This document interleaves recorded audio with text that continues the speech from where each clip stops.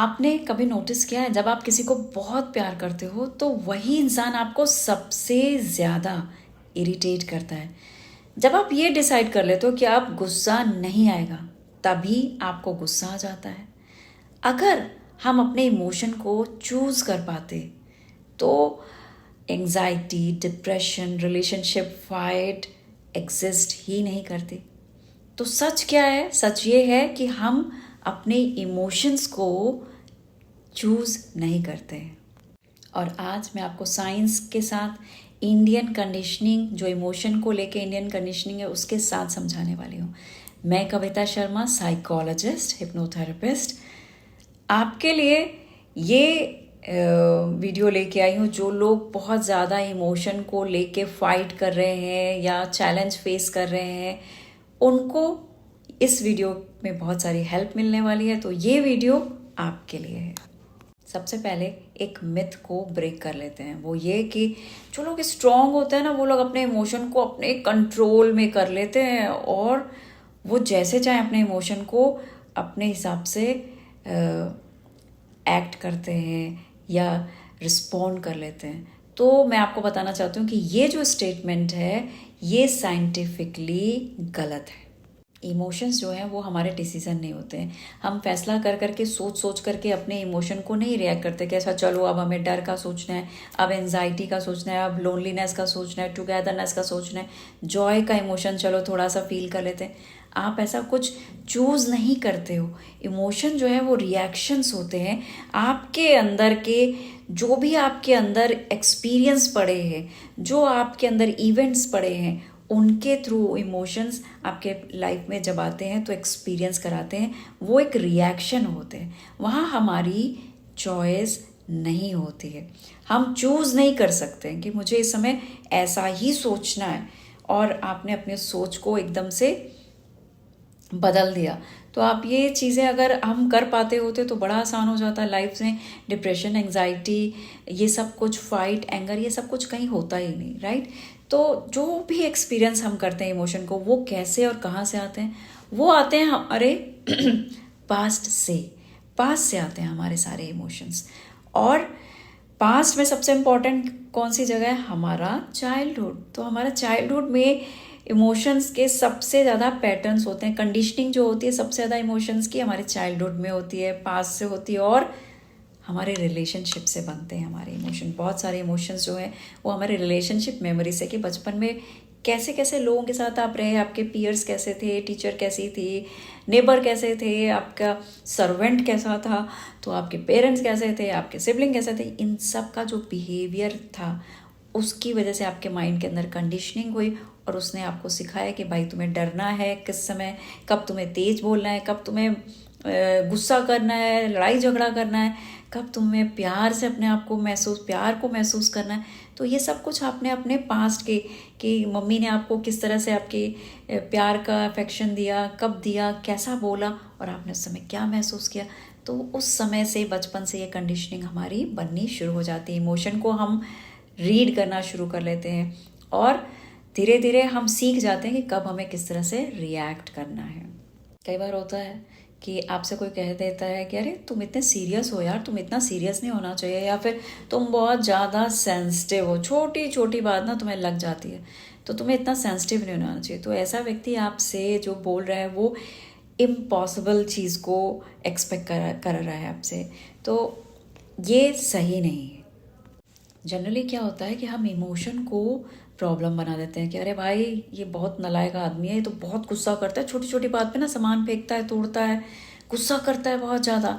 अगर हम इस तरीके से करके उस लेबल कर देते हैं कि ये इंसान खराब है, ठीक है, ये इसको पता नहीं है, तमीज़ नहीं है, ये इसके साथ बहुत बड़ी प्रॉब्लम है कि ये हमेशा गुस्सा करता है, इसके साथ प्रॉब्लम है कि ये ना हमेशा डरता है, ये छोटी छोटी बातों पे बहुत डरता है, छोटी छोटी लोगों से मिलने जुलने में, बातचीत करने में हमेशा डरता रहता है, ये इसकी प्रॉब्लम है। मम्मी या आपके दोस्त या फिर घर में पेरेंट्स आपके या भाई बहन आपको इस तरह से लेबल कर देते हैं कि अरे ये तो बहुत डरपोक है, इसकी सबसे बड़ी प्रॉब्लम है।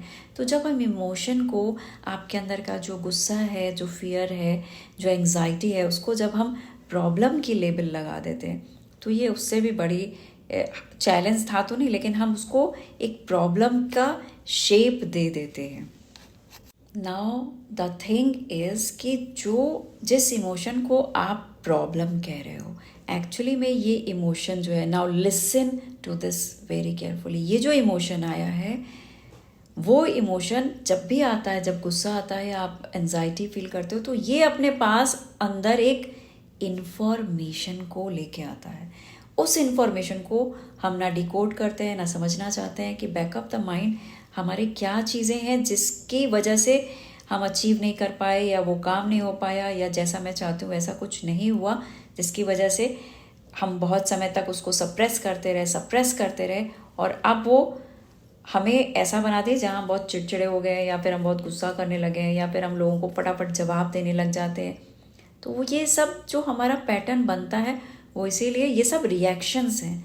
रिएक्शन को ही हम सोच लेते हैं यही है खराब, यही है, यही इंसान की गलती है। नहीं, ये प्रॉब्लम नहीं है। प्रॉब्लम ये है, नाउ द प्रॉब्लम ये है कि आप अपने इमोशन को हैंडल करना नहीं जानते हैं। आप ये नहीं जानते कि अपने इमोशन को किस तरीके से हमें इस वक्त, अगर ये गुस्सा आ रहा है या डर आ रहा है, इनसिक्योरिटी आ रही, तो मुझे इस वक्त क्या करना है, इसको रीड कैसे करना है, और किस तरह ये इमोशन मुझे क्या इन्फॉर्मेशन देना चाहता है। जब ये इमोशन आया है, बॉडी फीलिंग्स उसकी लैंग्वेज है।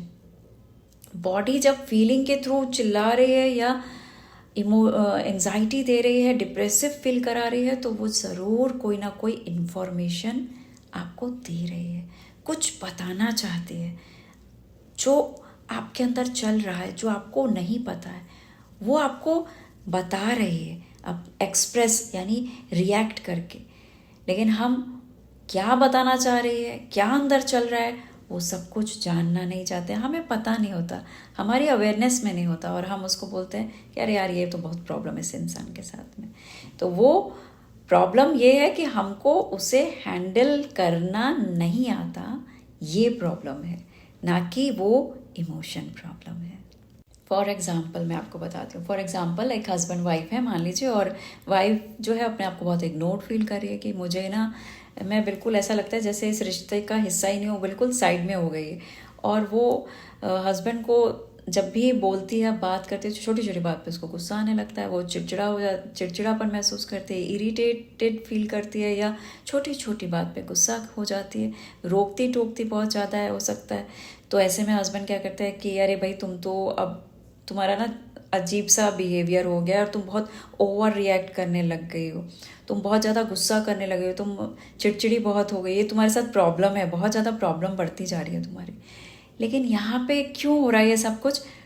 क्योंकि इस रिलेशनशिप में हम ओवर रिएक्ट इसलिए हो रहा है क्योंकि जो इमोशन वाइफ के अंदर काफ़ी समय से चल रहा है, जो वो कहना चाहती थी, जो वो बताना चाहती थी, वो चाहती थी कि उसका हस्बैंड, उसका पार्टनर जो है, उसकी प्रेजेंस को अपनी वाइफ के लाइफ में फील कराए, यानी वो उसको समय दे, वो समय साथ बिताए, साथ बैठ के ब्रेकफास्ट लंच में से कोई एक चीज़ आप साथ करें, या फिर बाहर कहीं घूमने जाएं, एक दूसरे के लाइफ में क्या चल रहा है वो जानें समझें, एक दूसरे के इंटरेस्ट को शेयर करें। जब आप कहीं भी नहीं हैं उसके जीवन में, तो वो अपने आप में अकेलेपन में को महसूस करती जा रही है, और आपकी कमी की वजह से वो अंदर ही अंदर सफरिंग फील कर रही है, और एक जो कुछ महसूस करे अकेलापन, उसको किसी के साथ क्योंकि वो शेयर नहीं कर रही है, तो वो सप्रेस करती जा रही है। और सप्रेस अंदर ही अंदर, जब आप किसी चीज़ को सप्रेस करते जाओगे, तो आप बोल नहीं रहे हो, तो ज़रूर कहीं ना कहीं आपके नेचर में इमोशंस, तो सब जानते हैं, आपके इमोशन आपकी हर फीलिंग को पकड़ रहे हैं, तो इमोशन क्या करते हैं, वो अपनी तरफ से बताने की कोशिश करते हैं कि आई एम नॉट हैप्पी, मेरे साथ ऐसा अच्छा नहीं चल रहा है। तो वो छोटे छोटे इमोशनली वो रिएक्शंस आते जाते हैं, लेकिन ना तो ये जान पा रही है कि मुझे कहना चाहिए अपने दिल की बात, ना ही सामने वाला पार्टनर समझ पा रहा है कि उनके दिल में क्या चल रहा है, वो क्या चाहते हैं। किसी चीज़ की कमी की वजह से, किसी अभाव की वजह से ये प्रभाव पड़ रहा है उस रिश्ते पे। तो अगर आप यहाँ पे अगर एज ए पार्टनर आप चाहते हैं कि आपका पार्टनर ठीक हो जाए, तो आपको क्या करना है, आपको अपने दोनों कानों का इस्तेमाल करना है, आपको उनको समय देना है, और उनको बोलना है कि जो तुम्हारे दिल में है ना, वो सब बोल दो। और जब वो बोलें तो आपको बीच में रोकना टोकना नहीं है। जनरली क्या होता है, नाउ लिसन, जनरली जब आपसे कोई कुछ कह रहा है तो आप पहले ही समझ जाते हो कि अच्छा अब ये ना मेरे बारे में 10 कमियां निकालने वाली है या मेरे बारे में 10 बातें बताने वाला है। तो अब आप क्या करोगे, आप पहले से प्रिपेयर हो जाओगे, अच्छा ठीक है मैं अपना गन, चाकू, छुरी, त्रिशूल, भाला सब रख लेता हूँ। जब जब ये कुछ बोलेगी ऐसा ना, तो मुझे पता है मुझे उसका कैसे जवाब देना है, कैसे अपने आप को क्लीन चिट देनी है और जवाब देना है अपने। तो आप ये सारी चीज़ें अपने बचाव में पहले से ही सोच लेते हो। जब आप इस कंडीशनिंग के साथ सोचते हो तो क्या होता है, सामने वाले की बात आप सुनना ही नहीं चाहते, उस मोड में नहीं हो, और आप अपने आप को सेफ फील कराना चाहते हैं, क्लीन चिट देना चाहते हैं। तो अगर आप इस मोड में ये वाली मीटिंग करेंगे तो उसका कंक्लूजन क्या होगा, 0 होगा। उससे रिलेशनशिप में और क्रैक आएगा और रिलेशनशिप आप देखोगे और डैमेज हो गया है। तो ऐसे में आपको क्या करना है, आपको अपने दोनों कानों का इस्तेमाल करना है और आपको सामने वाले की बात को सिर्फ सुनते रहना है। ये सोच के सुनना है कि उन्होंने जो कुछ भी परसीव किया है, वो अपने परसेप्शन को आपसे बता रहे हैं। वो एक्चुअली में इस रिलेशनशिप को बहुत पसंद करती हैं, रहना चाहती हैं, वो आपकी कंपनी पसंद करती हैं और आपको मिस कर रही है, इसलिए शायद वो कंप्लेन कर रही है या जो भी चैलेंज फेस करें वो अपने परसीव किए हुए परसेप्शन के थ्रू आपको बता रहे हैं। जैसे जैसे आप सुनते जाते हैं, ऐसा एहसास करा के कि हाँ आप उनके साथ हैं, आप उनको सुन रहे हैं, आप देखते हैं कि उनका इमोशन धीरे धीरे रिलीज़ होता जाता है, जो इतने समय से किसी ने सुना नहीं। जब आप सुन लेते हो, हम जब काउंसलर्स, हम जब थेरेपी में होते हैं और हम अपने क्लाइंट की बात को सुनते हैं तो बहुत ज़्यादा रिलीफ उनको उस वक्त ही आ जाता है। बाद में हम थेरेपी से और टूल्स के थ्रू हीलिंग करते हैं, बहुत सारी थेरेपीज देते हैं, लेकिन उससे पहले आप सुन के अपने पार्टनर की बात को या उस वाइफ की बात को सुन के ही आप उनके इमोशन को रिलीज़ कर देते हैं और इससे वो इमीडिएटली अपने आप को रिलैक्स फील करते हैं। और ऐसा करके आप क्या करते हो पता है, उनको इमोशनली जो उनका जोन बन गया था जहाँ वो अपने आप को अलूफ और अकेला महसूस कर रही थी, आप उनको सेफ फील करा देते हैं। जब भी आप इमोशन को डिसमिस कर दोगे ना तो रिलेशनशिप डैमेज हो जाएगा। जब आप इमोशन को वैलिडेट करोगे, दूसरे के, अपने या दूसरे के इमोशन को वैलिडेट करने से आप इमोशनली सेफ फील कर। इंडियन चाइल्डहुड प्रोग्रामिंग में ये चीज़ आज मैं आपको बताऊंगी, जो कंडीशनिंग होती है उसमें सबसे इम्पॉर्टेंट ये होता है कि बचपन में ये प्रोग्रामिंग कर दी जाती है कि देखो तुम तो लड़के हो, तुम रो नहीं सकते। जब बच्चा 7-8 साल का होता है तभी उसको कहा जाता है अगर बच्चा रो रहा है तो लोग घर में सब लोग बोलेंगे कि अरे तुम्हें शर्म नहीं आती, अरे यार तुम तो लड़के हो के रोते हो, ये तो बहुत गंदी बात है, हो शेम तुम तो रो रहे हो। तो क्या ऐसा करके क्या कहा जा रहा है कि तुम अपने अंदर के इमोशन को सॉलो करो, सप्रेस करो, बताओ मत, उसको निकालो मत, एक्सप्रेस मत करो, उसको अपने अंदर ही रहने दो। तभी आप देखते हो कि ज़्यादातर आदमियों को हार्ट अटैक होता है, क्योंकि उनको वो बचपन में कंडीशनिंग होती है कि मर्द को दर्द नहीं होता तो वो रो नहीं सकता है। लेकिन ये सच नहीं है। जब आप रोते हो तो आप अपने कैथारसिस करते हो, आपके अंदर जो इमोशन, जो ब्लॉकेजेस हो गए उसको आप रिलीज़ करते हो। तो अगर आपको लगता है कि भाई मैं सबके सामने नहीं रो सकता, तो आप अकेले जगह पे सो, तकिए में मुंह डाल के रो, लेकिन रोना बहुत अच्छा और हल्कापन महसूस कराता है, आपको रिलीज़ करता है। तो रोने पे आपको मना कर दिया जाता है कि बचपन में ही सिखाया जाता है कि तुम्हें रोना नहीं है। आदमियों को, लड़कों को रोना नहीं चाहिए।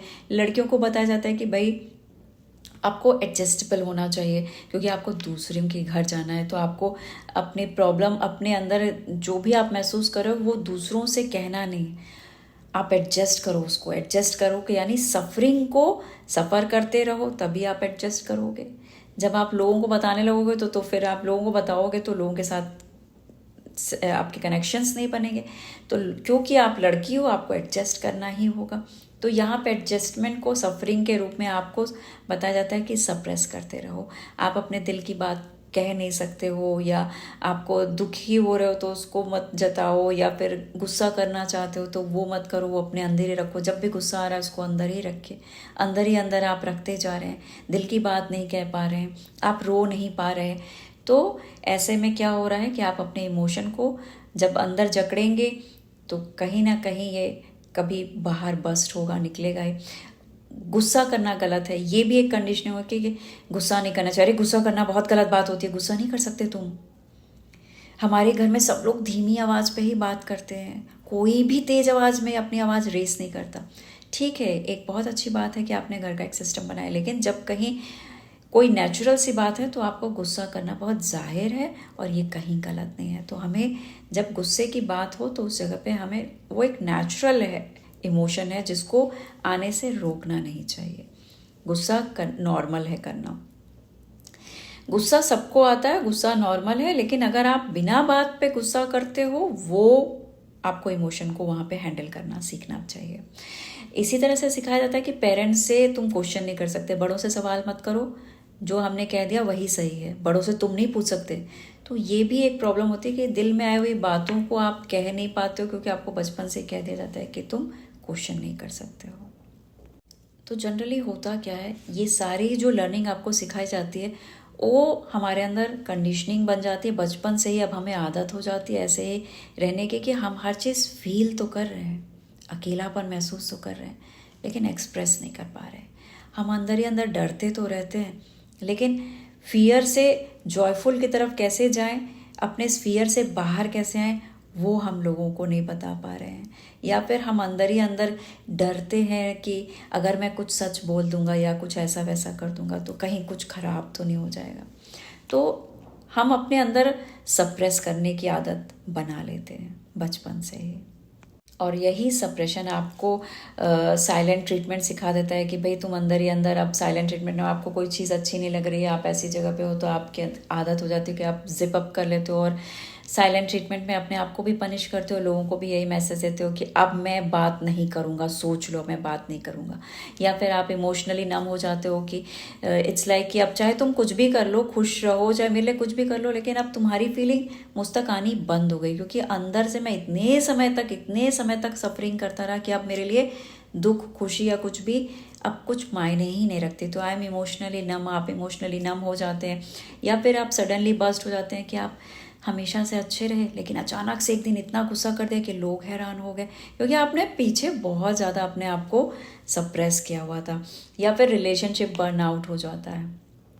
इन सब के लिए आपको now this part is very important. अब आपको जब भी गुस्सा आए तो आपको क्या करना है, ध्यान से सुनिए। जब भी आपको गुस्सा आता है तो उस वक्त अपनी बॉडी को बहुत अच्छे से ऑब्जर्व कीजिए, अपनी फीलिंग्स को रीड कीजिए कि आप उस समय महसूस क्या कर रहे हैं, अपने आप को ऑब्जर्व कीजिए। लाइक अपने ब्रेन के अंदर, माइंड के अंदर आपकी एक छवि, आपका ही एक पिक्चर, आप अपने आप को देखिए कि आप एक जगह खड़े हैं और अपने आप को महसूस कीजिए कि आपके सामने आप अपने आप को देख रहे हैं कि वो अंदर से क्या महसूस कर रहा है। जो भी इमोशन आ रहे हैं, गुस्से के, फियर के, उस इमोशन को बॉडी में फील कीजिए। आपकी थॉट कैसी चल रही है उस समय, क्या सोच रहे हैं, शब्द क्या है, उन थॉट को देखिए कि क्या शब्दों का इस्तेमाल हो रहा है अंदर आपके माइंड के अंदर। फीलिंग कैसे आप फील करें, उस फीलिंग को नाम दे दीजिए कि ये फियर की फीलिंग है या फिर इनसिक्योरिटी की फीलिंग है, उसको एक नाम दे दीजिए। और जो भी ये इमोशन आ रहे हैं, जो भी आप महसूस करें, उसको क्या करना है, पीछा नहीं छुड़ाना है कि नहीं नहीं मुझे एंजाइटी आ रही है, मुझे नहीं चाहिए, या मुझे डर लग रहा है, मुझे इससे दूर जाना है। नहीं, आपको अपने उस इमोशन को, उस फीलिंग को, उस जो भी अपने अंदर महसूस करें, उसको एज इट इज़ एक्सेप्ट करना है कि मैं एक्सेप्ट करती हूँ अपनी इस फीलिंग को।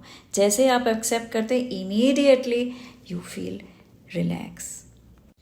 जब भी मैं अपने क्लाइंट से मिलती हूँ तो हमेशा उनको सिखाती हूँ कि इमोशन से बचना नहीं है, इमोशन को अवॉइड नहीं करना है। इमोशन के साथ आप कैसे अपने आप को रिलैक्स रख सकते हैं, इमोशन को कैसे एक्सेप्ट करते हैं, ये सारी चीज़ें हम अपने थेरेपी में, काउंसलिंग में अपने क्लाइंट्स को सिखाते हैं, बताते हैं।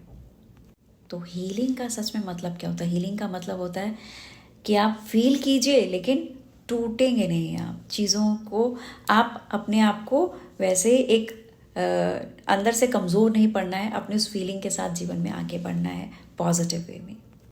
अगर आपको लगा कि ये वीडियो आपके दिल की बात कर रहा है तो चैनल को सब्सक्राइब कीजिए, नोटिफिकेशन बेल को दबाइए ताकि मेरा हर वीडियो आप तक पहुंच सके, और वीडियो को लाइक कीजिए।